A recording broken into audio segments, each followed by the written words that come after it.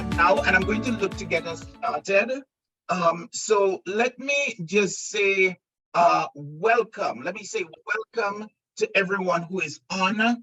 As per usual, I like to start right on the top of the hour, particularly out of respect for the time of those who have come on. Today is going to be a little bit different. One of the things that I did last year when I was starting this series was that I took out a subscription to Zoom webinar.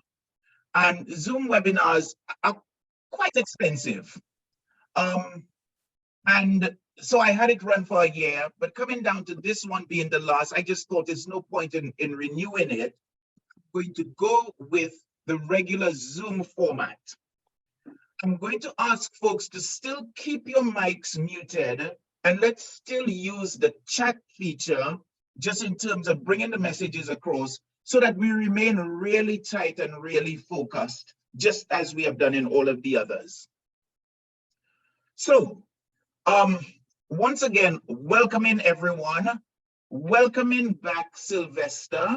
For folks who have been with me from the very first one, being on the first one, you will recall Sylvester being on with me together with Winston Fulgens, who is a dean at Sir Arthur.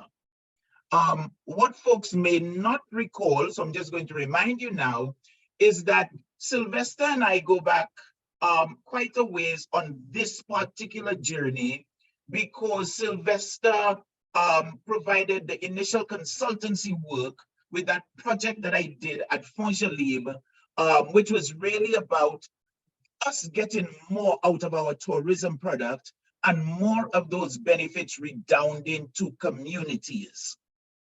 So coming out of that, the whole idea with this series was really some of the realizations that I came to, that part of the challenge that we have is us not having a sense of identity, us not having a sense of self-worth. And the truth is, the onus is upon us to really establish what is our identity and also establish our self-worth, because no one owes it to us to go that route for us. So that's where this whole series came out of. And I thought really, really great bringing Sylvester back on for this last one so that we could just sort of wrap it all up. And Nandi, just like you indicated a moment ago, being sad to see this being the last of the sessions, I've been getting that sentiment. And I want to let folks know that I am still going to be doing stuff and I'm going to keep you in the loop. So for anyone who hasn't signed up to iamlucian.com, I invite you to do so because that's how I'm going to share information. So I also want to share that we were supposed to have on the principal of the DIGA school as well, and which would have been ideal because so much has happened in terms of the school playground project, how it continues to develop. Fortunately, the principal reached out to me late in the week, I think it was Friday, and shared that she had just found out that the parish feast is happening today at 4 p.m. St. Lucia time. And because the DIGA Combined School is a Catholic school, she has to be there. It's a grand affair. The bishop is the celebrant. So she so regrets not being able to make it this afternoon. And I think the biggest expression of that regret of hers was her immediately following on and saying that she is going to be ready to welcome us this Friday. And speaking of welcoming us, Trudy Leonce reached out to me early in this series and said, Kirk, whenever I'm in Saint Lucia, you need to take me to Fongelib. So Trudy is actually coming in, she comes in today and she said, oh my God, Kirk, I'm gonna miss this one. and I'm taking her down to Fongelib on Friday. And I have a couple of other folks who have asked about coming on. So anyone here who's interested, just hit me up, send me a message, and then we can look to see how we can get you included in. So we have that happening this Friday. Nandi, I need for you to send a message to your mom, because your mom said to me at Sylvester's book launch, let me know when you all are doing this, because I want to come. I think it was your mom and your sis. So just let them know Friday and ask them to reach out to me, please. So that's sort of it on house notes. And just in terms of inviting Sylvester in addition to having Sylvester in to close off with me, it's also so fortuitous. Sylvester had his book launch. It wasn't last week, it was the week before. And his book launch ties in with a lot of this whole idea that I've been espousing about us looking out for each other, us being the change, the orchestrators of the change we wish to see. So it's rather timely with Sylvester being on, just having launched his book, for him to speak to that and speak to how it ties in as well. So I'm going to invite Sylvester in just to share some thoughts as we look to wrap up. And also, I'm going to invite folks in as well to share your thoughts in chat. And the thoughts really are about the series, but also about the things that we can do to be the change.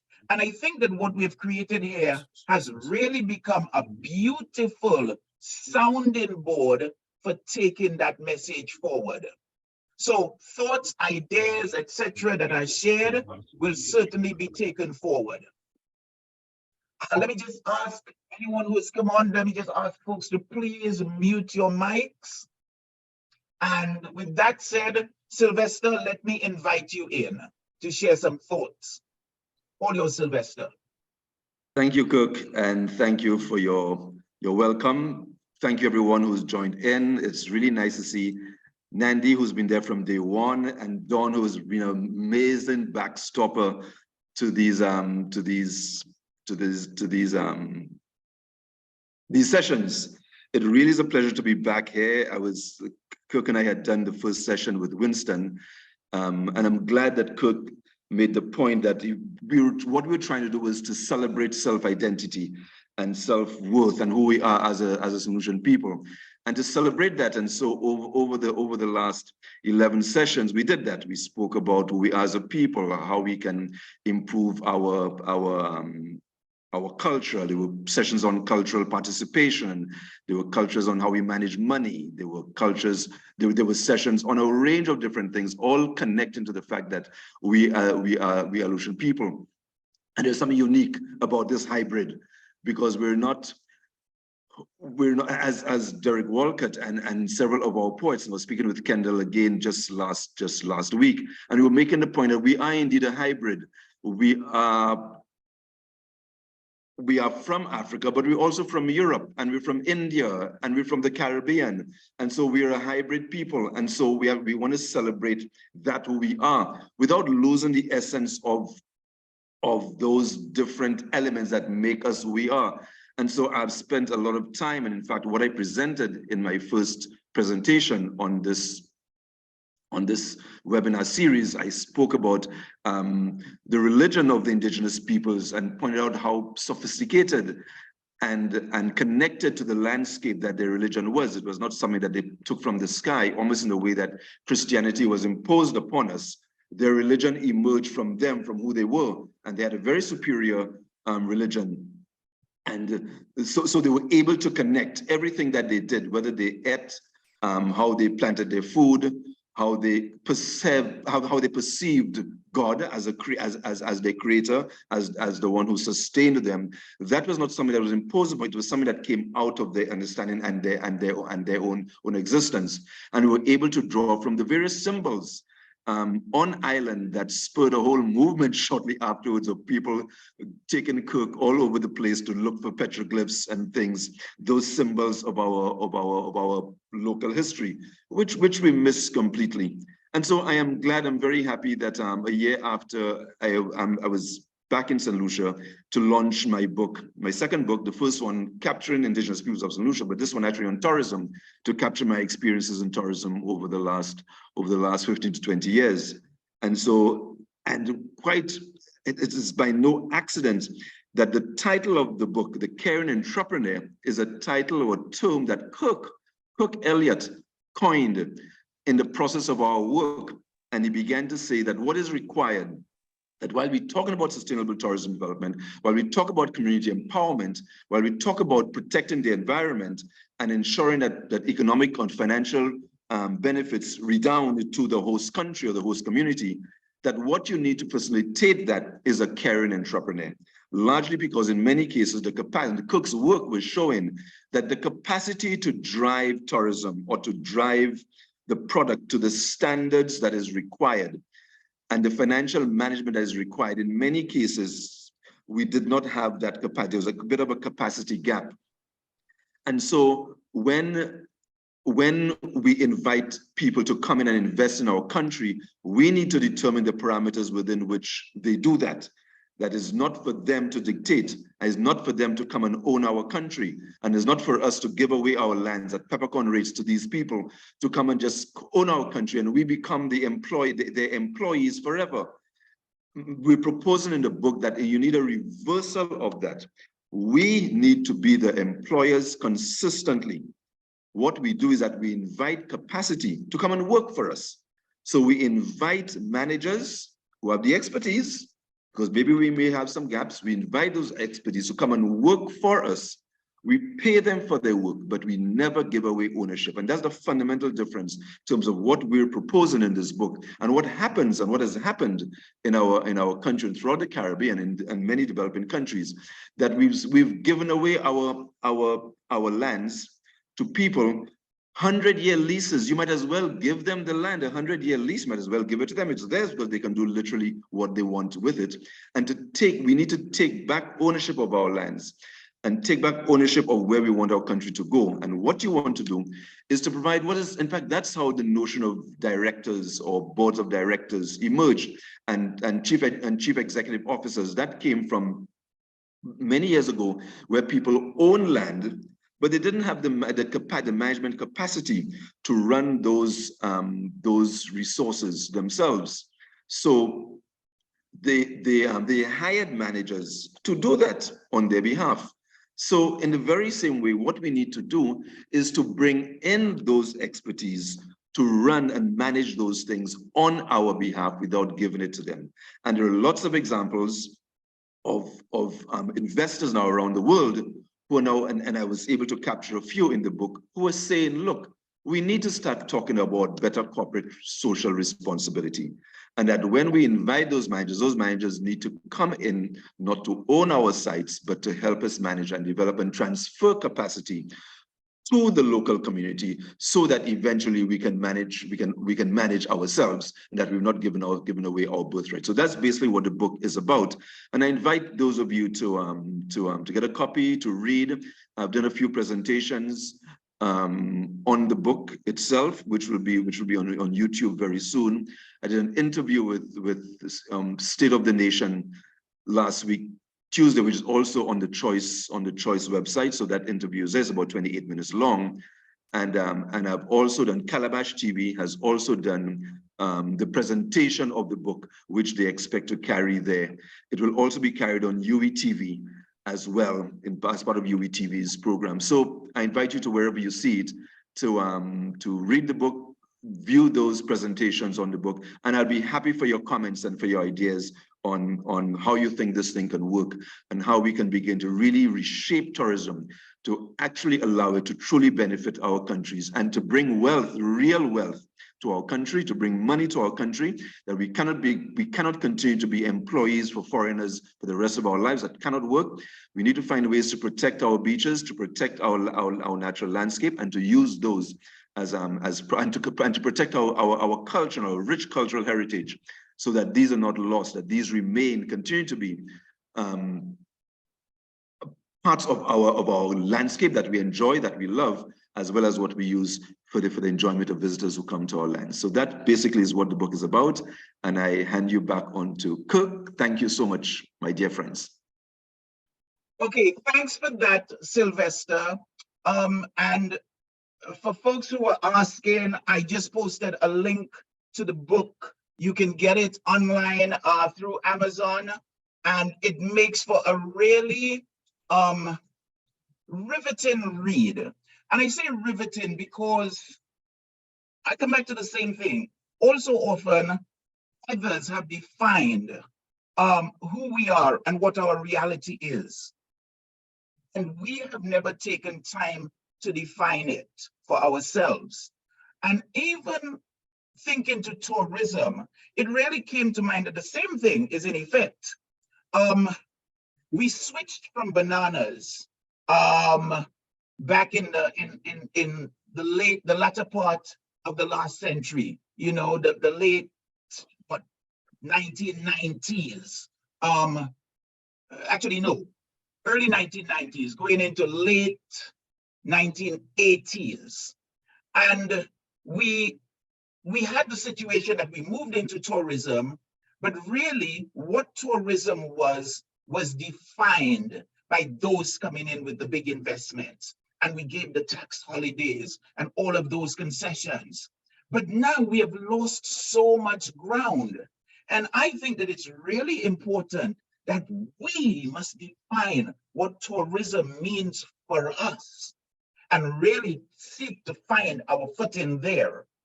And not only tourism, we must also define what does life in general mean for us. One of the things that I found that was rather interesting coming out of this series is the desire and the passion of diaspora Saint Lucia to be part of the new reality, part of this change that is so required. And I think that one of the things that happens is, you know, you go abroad and you get into that lifestyle of abroad. You see life through a completely different lens. And it can be very irksome coming back home and wanting to make things happen and trying to make things happen, and nothing seems to happen. And I think that that's one of the things that really came out of these sessions, both with some of the online comments, as well as some of the private interactions that I've had.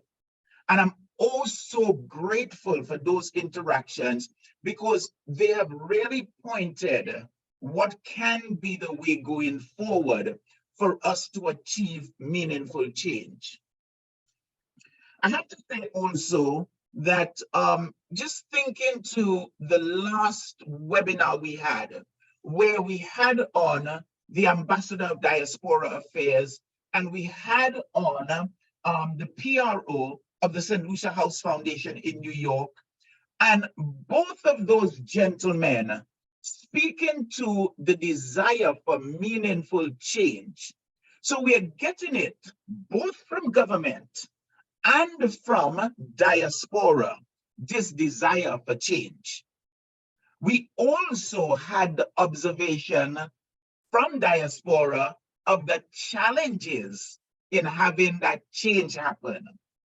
And I think that what we have is we have a beautiful opportunity for taking a different approach, what I would call a tangential approach.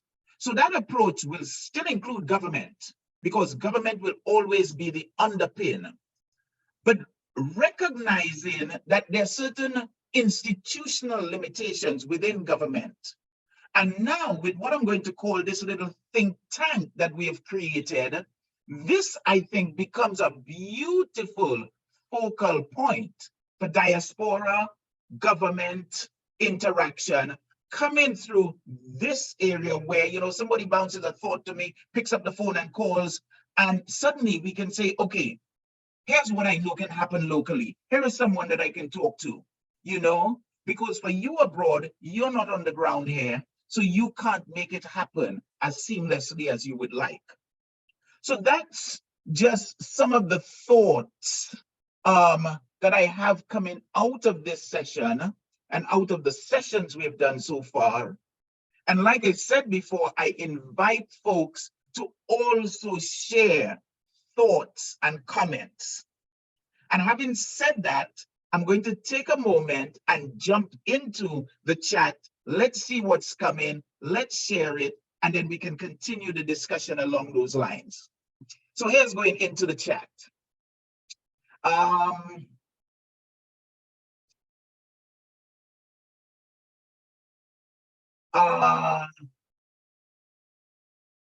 So we're talking about the loss of the FRC fire, again, because files weren't backed up. And we were speaking to this just before the program started officially. The whole idea of how beautiful it would be if Green Parrot had been changed, and still could be changed, maybe if it can be salvaged from a structural standpoint, and made into a school of tourism. Tourism is the main fueler of our economy. And what are we doing to really make sure that the fuel that's in that economy is the best burning fuel for the benefits of Saint Lucia and Saint Lucians?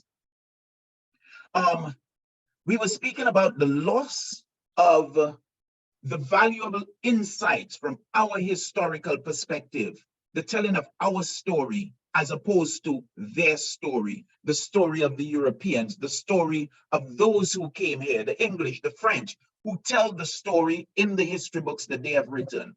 But where is our history book? So of course now, if we can continue along the line or go down the line of recording what the elderly have to say, their stories, we will go a long way to saving for posterity our history. So now here is a really, really lovely comment. Ronnie, thanks for this. Hoping that this series that we have done here can be documented into manuals for all. Again, coming back to the story of saving for posterity, and also for our value, the stories that are pertinent to us. Going along, yeah, Dawn has shared a link as well for Sylvester's book. And here is another one that Dawn has shared in conversation with Sylvester Clauzel from the Caribbean about his new book, The Caring Entrepreneur. So she has shared something that's on YouTube, a link that takes us to an interview. I think, Sylvester, this would be the interview that you did with your professor. So you might speak a little bit to that, Sylvester.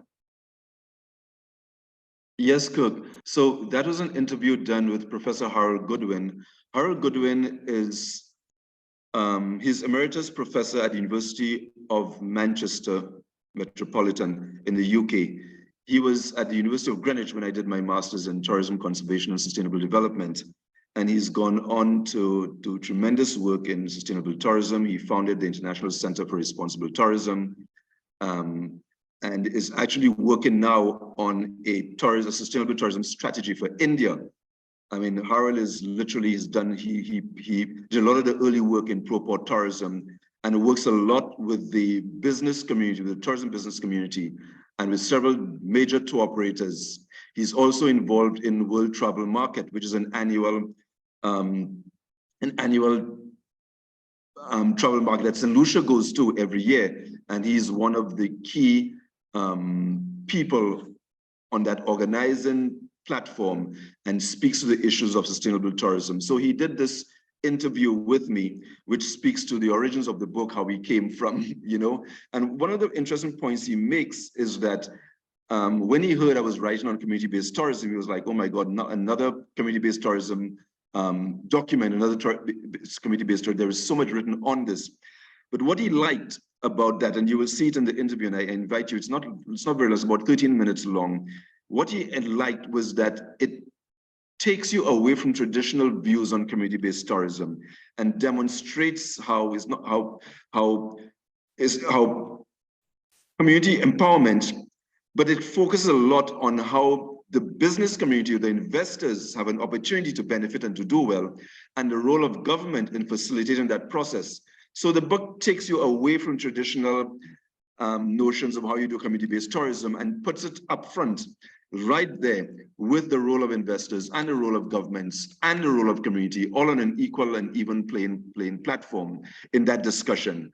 And so I invite you to view the link that Dawn has placed in. I thank you so much for being our backstopper, Dawn, throughout this entire series. Yeah, definitely our links queen. And Dawn again continues to prove that merit of hers with all of the links that she's posted this afternoon. So again, thanks for that, Dawn.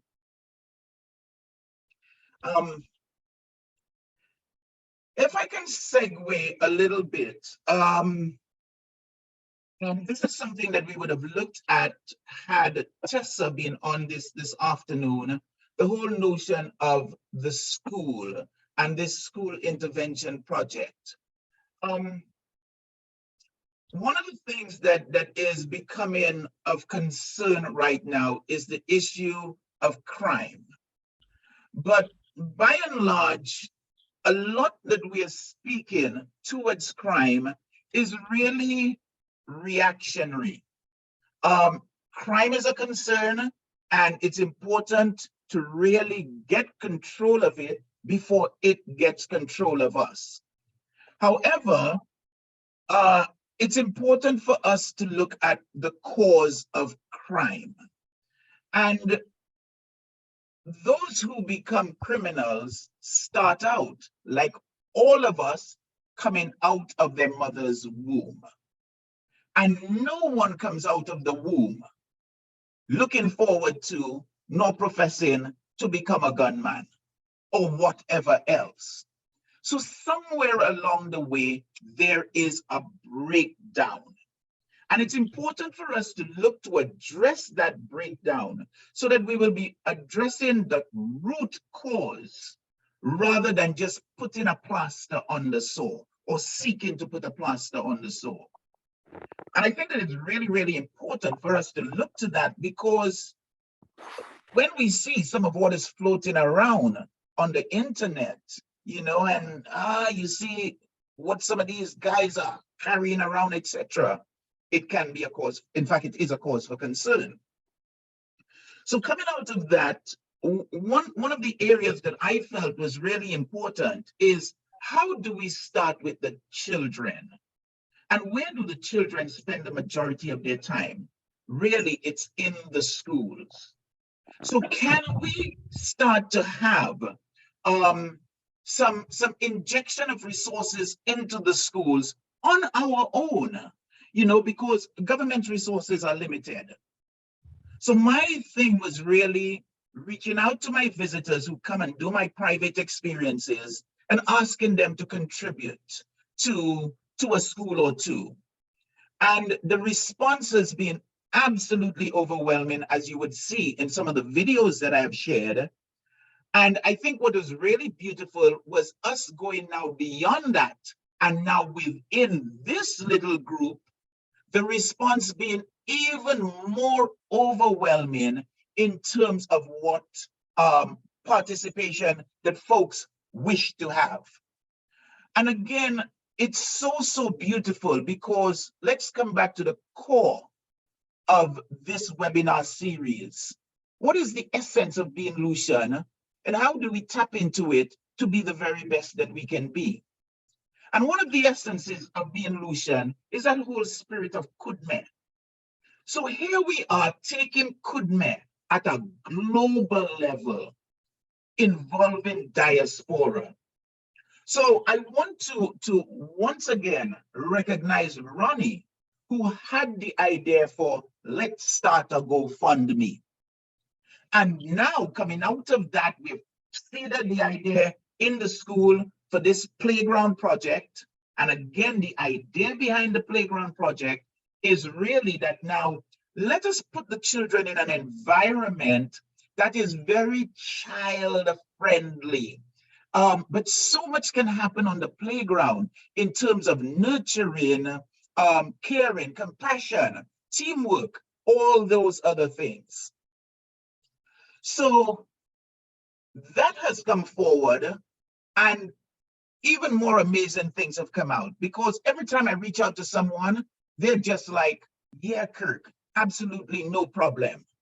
So my friend, Marvin Williams, who is the engineer on the PI bridge project, who has come into the school, taken measurements, come up with ideas in terms of how we're going to do various things. And then going on with a marvelous idea. You know what, Kirk? We're not even going to be doing the usual of looking for the people from Castries to be making the contributions. We will engage folks from the community, the surrounding communities. Who has a backhoe? Who has a truck? Who is a mason? Who is a carpenter? And his thoughts again, just expanding on this idea of caring and sharing. Let us make it community-centered. Coming back to Kudme. And coming out of this now, that interaction, jumping on the phone with Ronnie, and then discovering that her husband is an engineer, and them saying, Kirk, we'll put a team together and come down to do the build. Wow, wow, wow, wow. Now, let us just think forward 10 years, 15 years, 20 years, or rather, let us start from now. What is the impact that that is going to have on the children? And it is for this reason that I shared the video that I shared this morning. And if you haven't had a chance to look at it, I invite you to go back and look. It's only about 7 minutes long. But it shows that interaction that I had going into the school, because the principal took the idea and has now said, we're going to combine it into our SBA for, it's no longer common entrance. The Caribbean, what's it? I don't remember what it is. CPEA, right? But it really is a Caribbean assessment, passing out of primary school, going into secondary school. And again, what a marvelous idea, because then I went in with the children and, you know, it's like, okay, let's go measure the playground. What can we put in? And them speaking and asking them, what do you want? So look at this engagement. And now we're going to have the opportunity to bring in the physics, the chemistry, right? Why we can't use, why we need to remove the soil that's there, because there's clay underneath. The fact that clay is going to stop the water going through. That we're going to put in some like maybe quarry waste material, so there will be drainage. Put in sand on top, and now they're going to have hands-on experience. And one of the things that we're speaking to is the whole idea of vocational skills. Oh, thanks for that, Sylvester. The Caribbean Primary Education Assessment. I guess I'm giving away my age. Common entrance, it just dies hard, you know? Yeah. So I want to share, look at what we are doing among ourselves. Look at the impact it will have. And now look at the stories we can build out of it. Look at how it ties in to community-based tourism. Because one of the things that has happened is in bringing visitors into the school, the children have gotten a hands-on experience of what tourism really means. And I'm looking beyond this. I want to thank Mary, who is over in New York, who is in the school administration system, who is talking now about, Kirk, you know what? I can get a container load of smart boards, and we can get that down to Saint Lucia. Why? Because the principal spoke about wanting smart boards. So again, as we continue to have this communication and dialogue among ourselves, folks, we have the power within our hands to really be the architects of the change that we seek. So I just wanted to share that because that's something that would have been coming out from the principal's perspective. And I also want to share with folks that I am going to be documenting all of this. I actually have some other videos, and even the one that I posted, I shared today, I wanted to hold back on it until the GoFundMe is in place. But we first need to establish the costings. And once we have that in place, then we can say, okay, this is the amount that we are targeting. But I had itchy fingers and I couldn't resist the temptation to share with you. In fact, I just couldn't hold it back.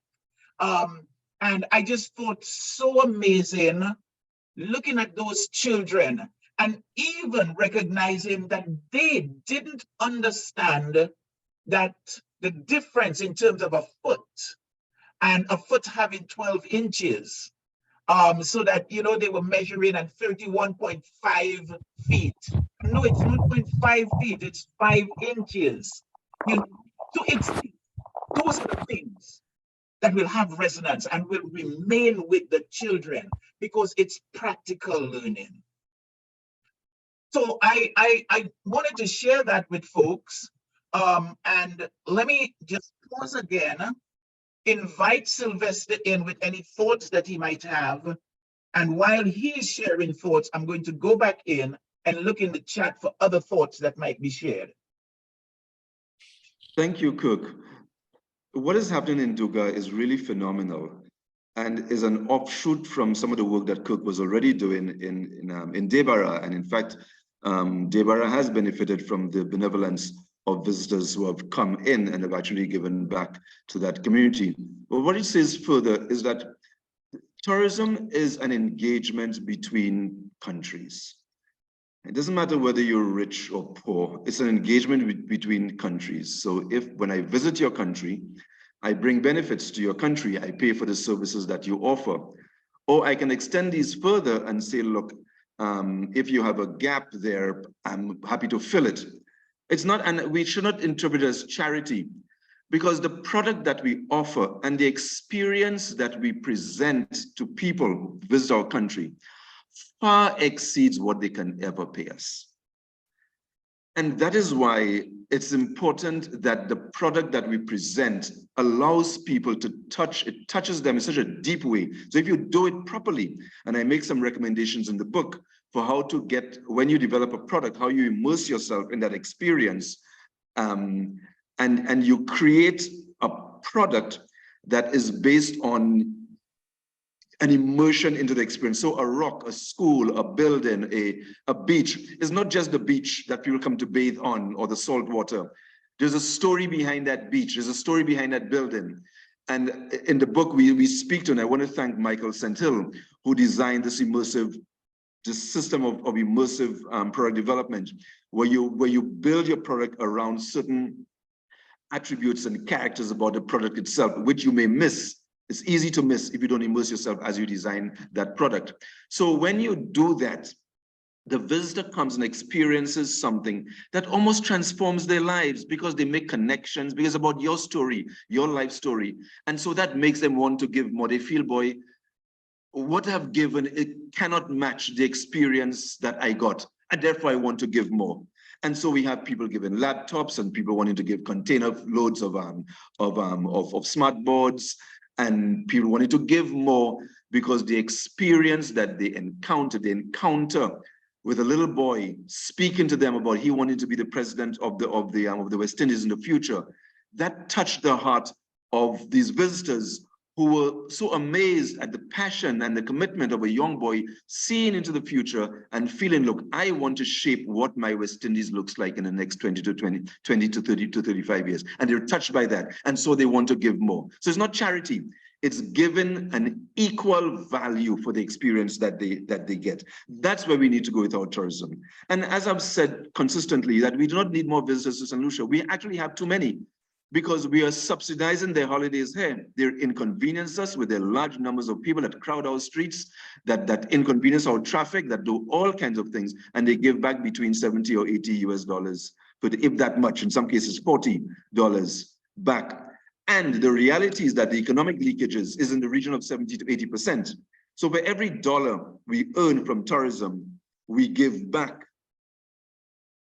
85 cents. That is the reality. We need to find a way to reduce that the leakage from tourism is consistently reduced. And how we do that? By taking over the operations of our resources, by not giving them away, by making that investment ourselves, by not pretending to be able to manage them, because that's where we have the problems, but we invite people to manage it, but we control the finances, we retain control of the finances, financial earnings. There's something we don't have control over. Airlift, for example, is a big cost. It's a major part of any visitor's vacation. So airlift is already taken off. So we don't have planes, we're not being able to manage our airlines properly.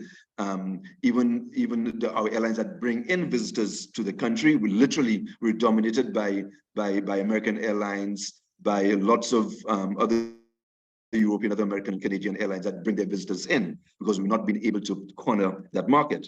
Hope we can get there one day, but that's a big chunk of it. That's a big leakage. The other problem is that a lot of our hotel bookings are done online and overseas, and therefore that money, rather than coming into the foreign exchange pockets of our country, remain overseas. And that is why the emergence of the local accommodation sector through Airbnb, through Booking.com, through TripAdvisor, that is critical, because that is foreign exchange earnings being deposited directly into our economy. And that is why we must not take that lightly. That's why we need to push these small accommodation properties. We need to encourage them, not tax them, not make it more difficult, not set up systems whereby there are huge penalties if they don't comply. We need to find ways to provide them with the technical support, how to design their little accommodation properties better, how to design their bathrooms, how to design their beds, how to get their local chambermaids to fix the beds and to fix the rooms well, that the visitor can have a good experience. That's the support they need, not to penalize them or make it difficult for them. And that's how you're going to have. So when people buy your small hotel room, your additional property, that money comes directly into your account. It's not in some foreign account. These are the changes we need to make to keep the money in the local economy. Developing our agricultural sector. We just talk about these things over and over again, but what is the gap? What is the problem? The problem is that, especially for our hotel sector, for example, that they cannot depend on the reliability and the quality of our local produce for their visitors. And you can understand that a hotel does not want to wait to expect you to produce so many pounds of tomatoes or cabbages or watermelon or whatever it is that they need, or bananas or whatever it is. And they're waiting to get that. It's not arrived in time. It's not the quality that they expect. A hotel cannot tell a visitor, oh, we don't have eggs this morning, sorry. That does not work at all. So on the supply side, we need to work with our agricultural producers, with our farmers, to ensure that they can produce a reliable supply of whatever agricultural produce that the hotel needs, so that they can buy, and they will buy. And you will speak to the hotels, they'll tell you so. But they need to have a reliable supply, and at the quantity that they want, and at the quality that they want. That's what needs to happen. So it's about building capacity so that we may be able to supply the tourism, so that the money may stay in country. And that's a transition. Okay. I'm sorry, we have someone who's there. Someone needs to mute their mic. Yeah. Yeah. So that is the transition that needs to happen, so that we can reduce that leakage. And in discussion with Kirk early on, Kirk was making the point in another, because we talk so much about different things, but Kirk was making the point that that's how we set targets. So we said, okay, if leakage is at 80%, we need to say, okay, what strategies do we need to put in place so in the next 2 years, we reduce that leakage by another 10%, another 20%, and so forth. So we build indicators, and I have a piece in the book on indicators as well. So we build in indicators for our industry that allows us to measure how do we reduce the those leakages. So there's work that needs to be done. And so all this talk about, oh, our visitor numbers are triple what it was in so many years before. If our visitor numbers are going up and we still have such high leakages, it means that we're just scraping the barrel. We need to change how we do tourism. We need to stop paying lip service to it. Stop saying we're not measuring tourism numbers, and the next report that comes out of our statistical department is about visitor numbers and more hotel rooms. That is betraying what we're supposed to be doing. We're not measuring visitor numbers and hotel rooms. We're measuring impact in the local economy and how we're able to build the capacity of our local service providers so that more money can remain in the country, and so that our tours, for example, can be booked directly to us. The services that we provide can be booked directly to us so the money stays in the local economy. And that's basically what this is about. And that's what Kirk is trying to do. And that's how he's trying to get more and more visitors to give back, to give more value. It's not a charity, to give more value for the quality of product that they receive. Thanks for that, Sylvester. And, you know, hot on the heels of what you were just speaking to with the farmers, etc., there's a very, very tongue-in-cheek comment that has come in. Tongue-in-cheek, but albeit very pertinent. And it goes, ha, ha, ha. But them hotels pay you when they want. I will never supply a hotel. And let me respond to that. I agree, absolutely. I understand that. And that is an issue. The reality is that you can do something to address that. You see, when we give concessions to hotels, we don't tie them to anything. That goes back to the role of government. And I put it squarely on the foot of government. When we give concessions to hotels, we don't tie them to anything. We don't tie them to make sure that they buy locally, or that they support, or that they don't provide services that we can provide locally, like photography, like boat trips. Like there's things that we can provide locally that we do not need them to do. We need to tie that in. So I agree, there's a challenge with that, but there's a responsibility on the part of government to facilitate the provision of these things and to ensure that the hotels pay on time, or there are penalties attached to that. So I agree with you, yes, that exists, but we cannot just sit back and say that exists, so there's nothing that can be done that can be done about it. The reality is that something can be done about it, and we need to do something about it. And the avenues for doing something about it are available to us and are available to our governments. Excellent. So thanks for that follow up on the comment, Sylvester, because speak to any small operator, and it is a vexing issue, and it is an issue that so far no administration has taken on in any meaningful way. So hopefully we can see inroads towards righting that wrong. Yeah, on that matter as well, because I mean, I want to thank the person who made that comment. It is a problem. There have been. I mean, I've actually worked on that, so I know it. I'm not talking off the top of my head, whereby you work with financial institutions to ensure that they pay the supplier upfront, and therefore the supplier of the produce. So the demand side, the hotel or whoever, then deals not with the supplier, but they deal with the financial institution, right? Who pays upfront to the supplier. So you don't have suppliers, local suppliers, scrambling with hotels. There's a system for that to work. There are credit unions who are happy to do that, and have had that discussion with them. The reality is that our tourism administrators are not driving that process. They're not intervening. So they're talking about all kinds of other things and not doing those basic things that can help our local suppliers. And that's where I try and say that the onus, our government needs to stop talking and start doing, and doing those things that make a difference, especially particularly in that particular area, in terms of facilitating more reliable or more ready financial payments to the suppliers of goods and services. So thanks for that point. Very useful point. Okay, great. Just going to pick up a couple more comments coming in, because, oh my God, look at it. Once again, we have almost exhausted an hour. And it seems like we've only just begun. But then again, that has been the case throughout this webinar series. So just wanting to thank folks as always for this hearty engagement. And what has been always beautiful is that it has been open and free flowing and such a wealth of information.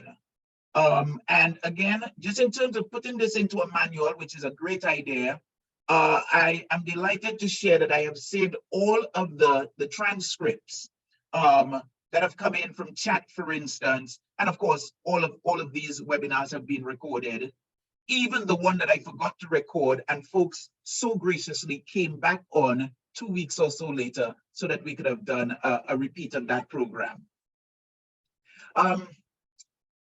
Another thought that's coming in, again, Dawn, thanks for this. Dawn is sharing that she has asked folks if there was a church, any church, with a community after school program, because she has wanted the Peanut Pledge to partner with one such community after school program. And so far, not one church, she's aware of not one church that is running one. So again, we're coming back to the same point that we've been making, that while we complain that the horse is starving, oh my God, there is so much green grass in the pasture, but we are not getting a connection between horse and pasture. And if it's one thing that this series can create inroads towards, is that connecting horse and pasture. And if that happens in any way, form, or fashion, we collectively would have achieved an important measure of success. Again, Dawn, just really living up to her accolade of being the links queen. Dawn has shared that I have recommended to many principals that they need to have a database of alumni. Then work the 100 who care model. And Dawn has shared this link, and as always, I am going to share the links, all the links that are in here, in the description of the replay. So those will be available, and all of the webinars are available online. So this information is going to be available for all. Seth, thanks for this. To help curb crime, have people of substance come to the primary schools and lecture those tender minds to ensure the next generation will have a better mindset. I think that going even beyond this point, crime is not a must. And it's also important for us to create a different environment for the children, and that school can become a safe haven. And we also have to think, Dawn, just like the point you were making about the after-school programs, let's think of the children who are coming from challenged homes, and homes that are challenged in multiple ways, including the issue of food security. I mean, how many children are coming to school and unable to perform because they haven't had a meal? So can we look at the school and determine what might we be able to do in terms of a school feeding program? And even just speaking to that, I can think of just down the road from me, most people will know Nesto, right down at that junction that takes one up to Monier. It's really the hangout where once there's cricket in Saint Lucia, every cricketer knows, cricketers the world over, and folks will go congregate there. And I found it very interesting to learn from Nestor that he contributes $1 a day for 30 children in a class, which I think comes to, what was it, $150 a week. And that's his contribution. So, you know, here it is, someone who we go past all the time and wouldn't even think about in that way. So imagine my surprise to learn that he is committing, you know, $600–700 a month out of his earnings coming out of what the food that he prepares and sells, you know, to folks coming in after work, that sort of stuff. So again, just coming back to the point that together we can, but we must go beyond the can and get to together we will, and together we must. John, thanks for this bit. Technological solutions can address some of the leakages, like locally owned cashless payment platforms and tools for small and medium proprietors supporting operations. And straight away, coming back again, Sylvester, speaking to a good point here. And I'm just going to expand on that a little bit, and then Sylvester, I'll invite some further thoughts since you have spoken to it. Some time ago, there was talk about safety and security for bus drivers and having a cashless system. It begs the question, why has that not happened? Because by and large, the world is moving to a cashless environment. It's safer, it's more secure. I mean, it just makes sense at so many levels. And now technology affords us cheap and powerful mediums for delivering such services. So again, begs the question, why is this not happening? Or rather, why has it not happened as yet? Let me just take on another point from John, and then I'll invite your thoughts in, Sylvester. So John shares, the diaspora is currently working with a local primary school in establishing their PTA to include an after-school program and a parenting education program. So just want to salute John on this. And folks might remember John Jacks, who came on to one, in fact, was a presenter on one of the Saint Lucian webinars. It was himself and Zephyrin Francis. Folks will know Dottie's brother. And again, talking about the credit unions and talking about the leakages that happen. I think John shared that we are giving up, what, $67,000 a day in money that is paid, fees that are paid to the credit card companies for transactions that are run on a daily basis. Well, what if, and this is just sort of paraphrasing from John, what if we were to use blockchain technology and the systems actually exist? And the truth is, much of the world is moving in that direction, and you have governments moving in that direction. In fact, just recently, the ECCB, the Eastern Caribbean Central Bank, was speaking to exactly this, a digital dollar, and really doing business digitally. So again, folks, we need to wake up. We need to get with the program because we are also part of the leakage that is happening. So let me just pause here and invite Sylvester, some thoughts from your end. Yes, Kirk. You know, the challenge was very often, people always look for how things cannot be done or why it cannot be done. And I recall when Macy's stores decided that they were not going to issue plastic bags anymore because of the damages plastics were having to the environment. It was a bit of a transition change for us. And so they said that you had to buy these other bags from them, which would last longer. So you do these reusable bags that you could use. I am not convinced that Macy's did that for any environmental reasons. And I mean, they can shoot me if they want to. I think that it was actually more profitable for them to do that. But however, it was a good move. And I think it had a major impact on the amount of plastics in our environment. I would much prefer to see the removal of plastic bottles from the shelves of our grocery stores than the plastic bags, because the plastic bottles have a far more negative impact on our systems, on our waterways, and on our general environment than plastic bags do. So I would have much preferred to see that done for plastic bottles. But they did for plastic bags. And of course, it was a difficult transition, but we adjusted.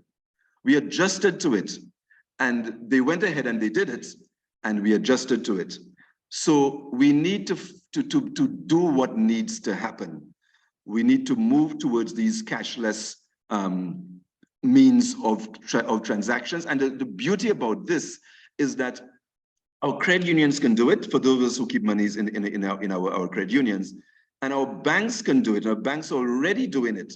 And there are means by which, and Cook, we were discussing that there are means by which payments can be made directly into our accounts from overseas, that it's available to us. So the excuses that people keep making about, oh, this can't be done, this one doesn't know, it can happen, it can be done. And it just has to be done.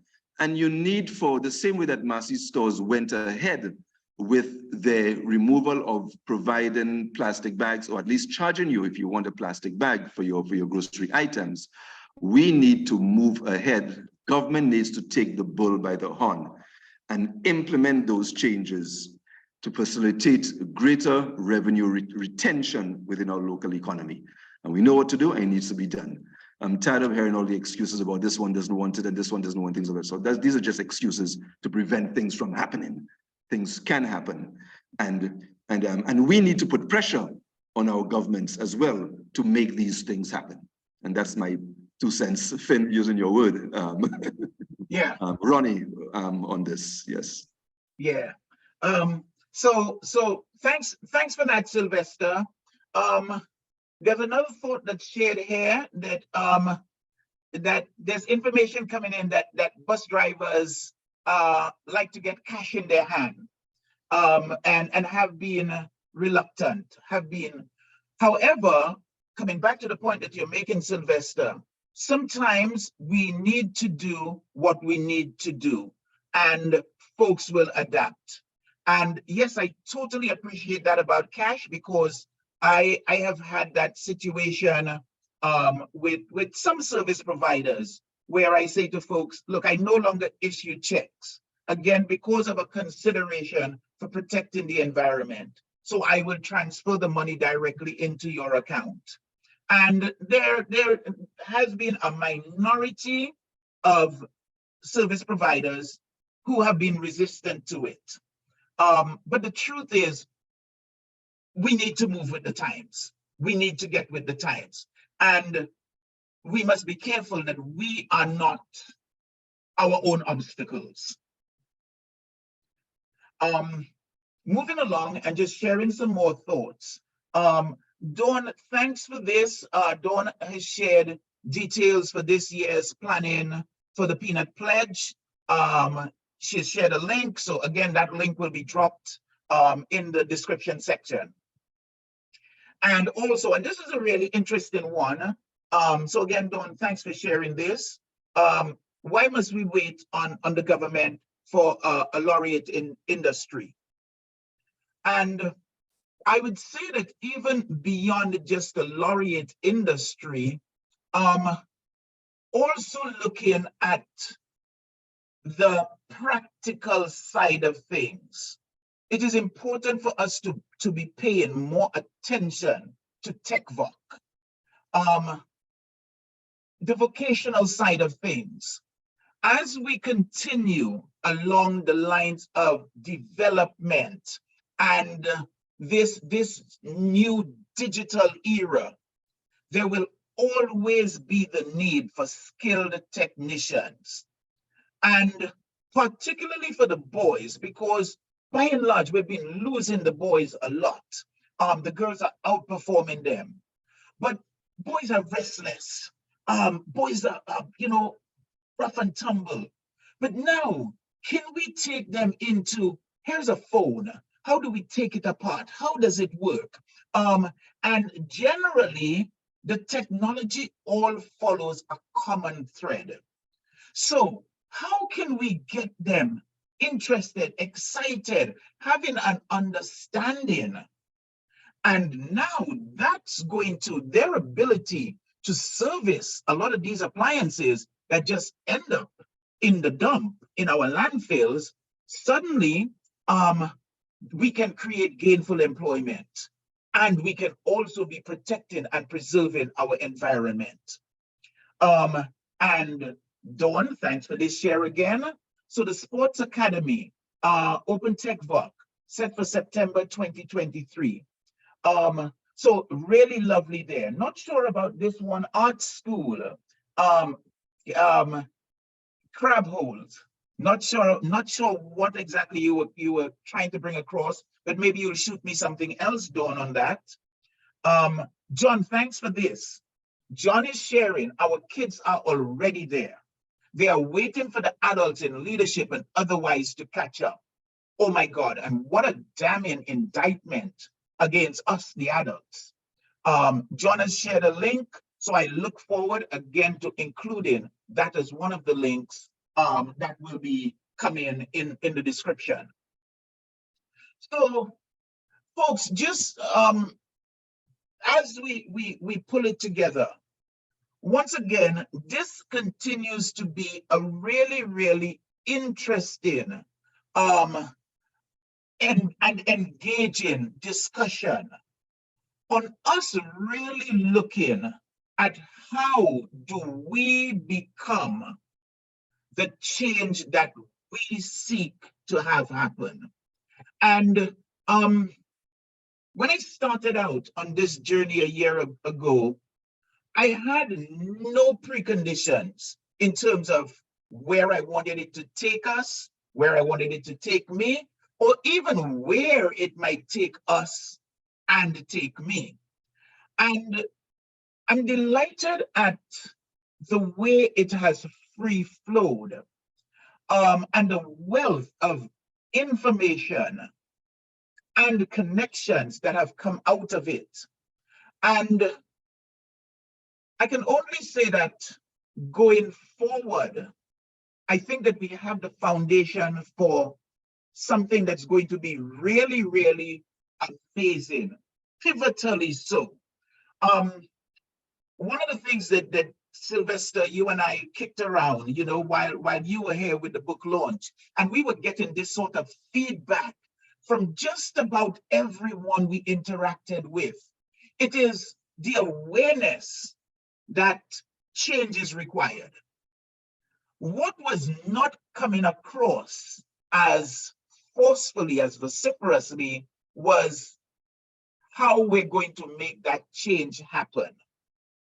And one of the things that came out, in fact, Sylvester, we really kicked around and toyed with this, that the interactions we were having really made us recognize that the revolution has begun. But not only has the revolution begun, it is a beautiful revolution, if I can use that oxymoron, because revolution, in our minds, we're conditioned to think of it as being violent, being upheaval, etc. But the truth is, we have the power to create our own reality.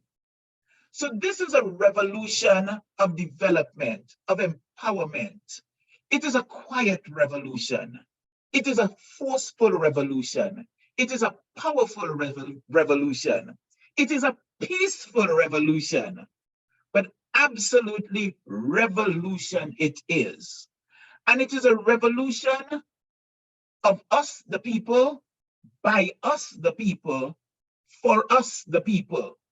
I mean, it is our rite of passage. And maybe we are just in that space in history where there's a confluence of all of the right forces. And the thing is, life would be no fun without resistance and without a challenge. So I invite us to embrace the resistance, to embrace the challenge, with the understanding that that which is right and proper is going to win out. So, well said, Kirk. You know, I want to take on from what you're saying. Yeah, because and let me invite Sylvester in, and I look forward to thoughts that will come from the audience as well. Sylvester, all yours. You know, Kirk, this is so on point what you're saying. You would recall that 2 nights after the launch, we had this little tete-a-tete with a group of local thinkers and opinion makers And one of them penned this note to me afterwards, which I shared with you, but I'm going to read here without saying who it is. It reads, knowing what we know, that's after full discussion of several hours that evening, talking about change and what needs to happen and identifying the problems and how does it get fixed? What is the path? And so my friend pens this and says, knowing what we know and seeing what we foresee, who do we expect to fix things? Do we leave all that to the inevitability of some benevolent universe? Or are there others more capable than us who will intercede to change the current trajectory? Or are we already too compromised by our own complacencies, tarnished by old liaisons and loyalties, unlikely to really rock any boat lest we fall out of favor and drown? If not us, who? If not now, when? And that plagued me because I responded to my colleague with these words. I said, I am mocked by these thoughts as well, so eloquently expressed. I don't think the challenge is the unwillingness to act. It is the uncertainty of how to act. Which path to take? Is it a challenging of the existing political order? Or is it a more grassroots social insertion? I continue to be tormented by this ambivalence. So what is it? Is it a revolution from above or is it a revolution from below? And as Kirk rightly said, I think in the end, in the discourse that happened throughout the rest of the week, we concluded, as Kirk has rightly done, it's a revolution from below. It's an empowerment that's happening in our own daily lives, how we work, the decisions we make about what we do, how we interact, who we interact with, and begin that revolution by whatever we do, whether we're an accountant, a shopkeeper, a chambermaid, whatever we do, that we begin that empowerment from that level. And eventually it kicks in, and before you know it, more and more people are doing it, and more people are buying into what you do. And as Kirk rightly said, the revolution has begun. But it's not these overt revolutions on top where people form political parties and do all kinds of various things or get into government or things of that sort. It's a revolution that's happening very slowly from behind. And it's happening here in this group. When you hear the comments and you hear what people are saying and how they expect change, and they're doing their own things. I mean, it's good to see what Dawn is literally doing her own thing and pushing a particular agenda the way she can, and it's catching speed, you know. And we saw Ronnie pushing his agenda for cashless financial transaction system. We see other people. Nandi is pushing tremendous work in legal reform in her own way. People are doing things that are making a difference and a change in the way we think and the way we behave. And so that's where I think the revolution is happening, is taking place, and it's quite obvious that it is it's about that quiet revolution from below that is not scared of anybody or scared of anything, but is doing what we have to do to make that change. Absolutely on point, Sylvester, and thanks for sharing that. Let's just pull in a couple more thoughts that are coming in. Yeah, John, thanks for sharing this. It is a DBS News article from 3 years ago with the headline, Students Offer Solutions for Real World Problems Using Science. Wow, from 3 years ago. Again, just speaking to the power of the youth. Yolanda, youth development programs that are promised must be more nimble.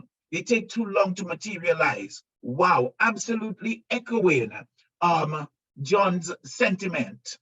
In fact, John's share about this DBS News article from 3 years ago.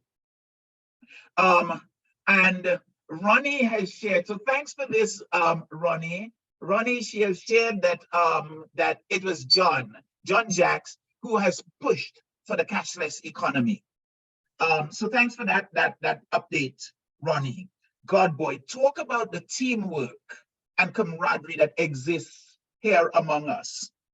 And talking about that and serendipity and so on, I want to acknowledge the presence today of a young man who comes out of Canada, Lucian living in the diaspora, who we made a connection what, a day or two ago, and we actually got on a Zoom today, and he is putting together a development here in Saint Lucia. So Chedwin, just giving you a shout out on this. It's his first time on, but wow, we've covered so much, and I hope that this has given you insights. And again, one of the things that really stood out, and speaking to this quiet but powerful, revolution, was the talk about, Chedwin sharing that he's putting this development together, but he wants to give back to Saint Lucia. And I keep on getting this from the diaspora, that desire to give back. So this is truly, truly exciting. And you know what? Together, we will build forward. We will give forward. We are doing this not just for ourselves, but rather for those who are coming after us, for the next generation coming. Because if we consider that, you know what, there are some really rotten eggs in the generation that is before us right now, that is with us right now. But we must ask ourselves, why has that happened? And now we can look to collectively working towards addressing that and creating a beautiful future for us, for our children, and for their children's children. And also, speaking of sustainable development and sustainable tourism, one of the amazing things that I'm finding is happening is that because of this relationship that I have started with clients, clients are embracing Saint Lucia, almost like, they come in and they interact with a community or with a school, take them down for a really big, fat, juicy lobster at Mama Tilly's. And they recognize the specialness, the special treatment that they are being afforded. Literally an honorary Lucian status. And what I'm finding is happening is folks are now saying, 2 years down the line, I'm coming back to Saint Lucia. I've had one client say to me, Kirk, I never visit the same country twice because there's so many places in the world to see, but I am coming back to Saint Lucia. Oh, and let me know what you need for me to bring for the children. Or having someone say, oh my God, I'm only discovering this late and I don't have space left in my suitcase. But as soon as I go back, I'm going to be putting stuff together. So I'm sharing all of this with you folks, just to sort of spread the excitement of where we are going, the possibilities and the potential. And I also want to share that for this visit that we're having at the school this Friday, one of the things that I'm doing, because now this is going to be a group of Lucians, and I'm really, really excited for this because there's nothing more heartwarming, more delightful than taking out a group of fellow Saint Lucians and sharing with them our history. Not what has been written in the books, but really the real grassroots. And one of the things that I'm going to do for everyone in this group who is unable at this point in time to come hang with us in Saint Lucia, I'm going to be going through and shooting some, doing some Instagram stories, I think it is, or some Instagram live feeds. So I'm going to invite folks, and again, I will post a link to my Instagram and my YouTube.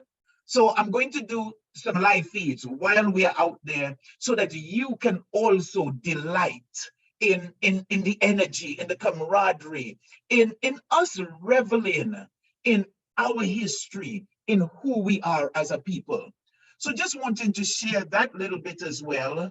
And let me see if I can pick up those links and I will just pop them into the chat. So follow me on Instagram. On Instagram, I am Saint Lucia by Kirk, all joined together as one. And on YouTube, I am also Saint Lucia by Kirk, but it's all spelled out. And I spell Saint Lucia ST just for the SEO of it, because someone looking for Saint Lucia is going to type in ST rather than SAINT, the average person looking out for Saint Lucia. So thought that I would share those as well, and I will go ahead and share the links right below in the chat. So it's now 4:20. Again, so we're looking to wind down. Let me invite Sylvester just to share some parting words, some closing words. Anyone wanting to share anything else, any other comments, please feel free to do so, because we're going to be winding down momentarily. So Sylvester, all yours. Kirk, thank you for an amazing seminar over the last year. I think you've done an amazing job. And those people who participated in this, I think have enjoyed it and are actually richer for it. I certainly want to thank the people who've been consistent, who followed from the start. I'm sure, I don't know everybody, but I certainly know Nandi and I know Dawn, and I know they've been followed from the start and provided support to me and my book in different ways. And I really want to thank them for that and for that support. And for all the people who are online, Ronnie, Horace, and John Jacks, Marlene Popo, Shedwin Johnson, Seth Bodie, Yolanda Charles, and there was somebody else on before who I think is no longer there. But I want to thank you for sharing this time with us and for being a part of this journey. And I hope that in your own way that you will be able to carry your own quiet revolution, but with a determination that people don't always have to agree with you, and we don't always have to agree, but we have to pursue the agenda or the vision that we feel that God has given us in our hearts and our minds to pursue, and the rewards will come. Consistency of thought, consistency of action, and integrity. In fact, I like that phrase that John Jacks has, that integrity, vision, success. I really like that. Thanks for that, John. It looks like his motto for his company. Integrity, vision, success. I really like that. If there's anything I can leave with people this evening. Thank you, John Jacks, for that. And thank you, everyone. Thank you, Kirk. It was an absolute pleasure sharing this platform with you. Okay, thanks, Sylvester, for that. And just a couple of other comments that are coming in. I want to give a shout out to Seth Bodie. And interestingly, folks may not know this, Seth is actually my uncle. He has missed a couple of days, but he said to me, not for the world, nor for all the tea in China was he going to miss this last one. So Seth, thanks for coming and hanging out with us. Thanks for the thoughts that you shared as well. Chedwin shares, great call and thanks for the shout out. I hope to get a chance to meet you all when I come down in May with my whole team. Thanks again. Again, just this, folks. So here is a Lucian living abroad who is embarking on a developmental project. And it's some land development. And coming down to Saint Lucia with his entire team, they're going to be leaving money in the economy. They're going to be getting a hands-on feel for Saint Lucia. And even beyond that, they are going to be contributing to St. Lucia's tourism at a grassroots community level. You know, it is amazing, amazing, amazing, folks, the things that are happening. And I think that as we continue to share with each other and become aware of what we are all doing, it will really allow us to now operate in a more circuitous manner. You know, this whole idea of how many bounces does the dollar make within our community before it bounces out? We really must embark on a mission of increasing the local bounces. That's going to help us tremendously. That is going to help address some of the crime issues. And it will also be tremendously empowering for us. Like I will sometimes say, nothing breeds success like success. And what we are really seeking is a succession of successive successes. That's where we're aiming for. And we can do it all together. again, coming back to the whole issue, that fundamental core Lucian thing of kudme, right? And that really all comes out of our African heritage.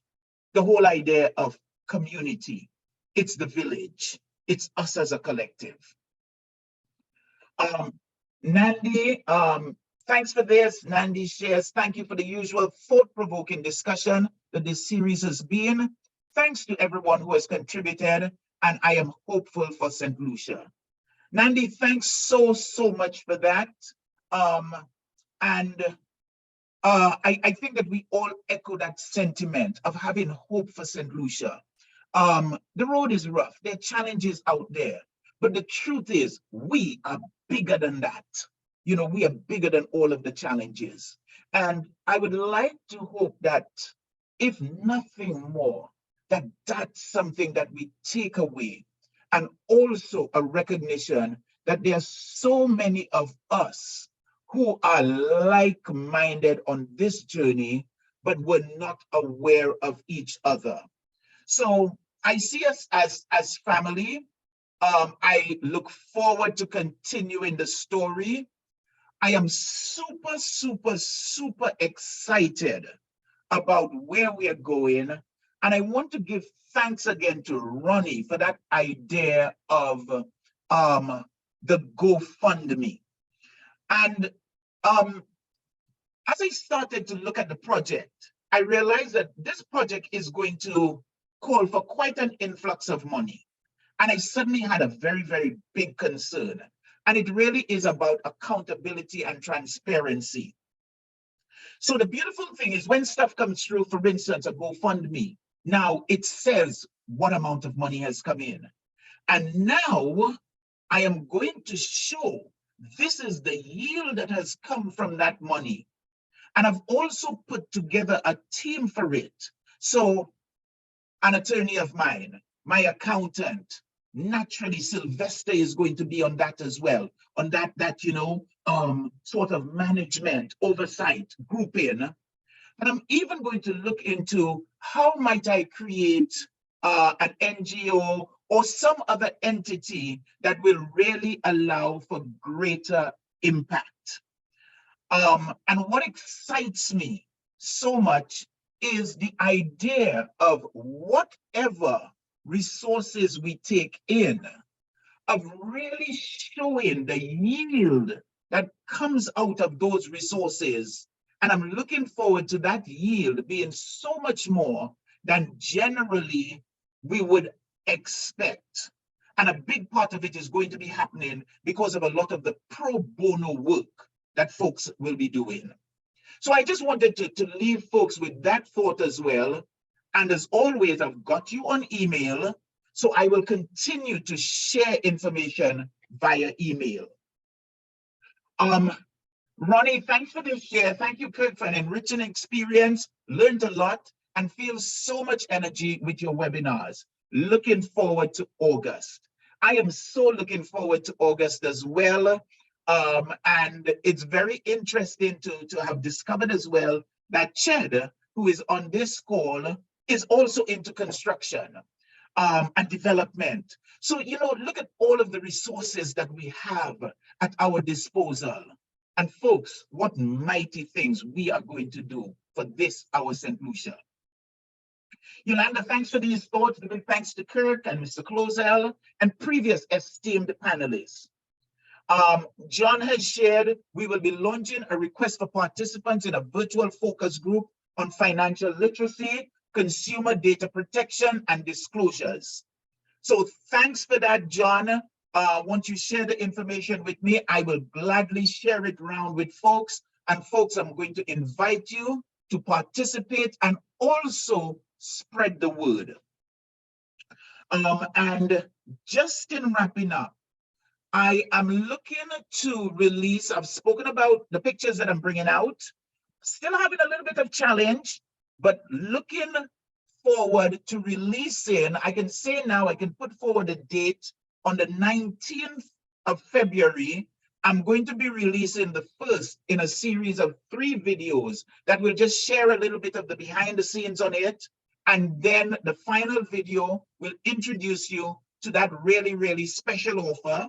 I've shared with folks that there's going to be a 50% discount on that initial offering, but also a couple of other things that I'm working on. And again, just this morning, I was online with one of, I'll call them my partners, right? They're really putting some back-end resources into the whole production of getting things out, etc. So really, really looking forward to that. And I'm hoping that, in fact, I'm looking forward to us creating something amazing with the pictures. And coming out of that first set, I'm also going to be inviting folks to share with me photography of Saint Lucia that you would like to see, so that this body of work that we will create will really be Saint Lucia created by Saint Lucians, for Saint Lucians in the first instance, and also for the rest of the world. Folks, we are taking possession of what is our birthright, and we are doing so unapologetically because the revolution has begun. The revolution is fantastic, and the revolution is being televised. So with that said, folks, let me thank you one and all. It has been an amazing 12 months, and it is to be continued. Wishing everyone a great rest of your evening. And for our friends in North America, John is sharing happy Super Bowl Sunday. Yes, Dawn, to be continued. So have a wonderful rest of your evening, folks. And like we said, to be continued.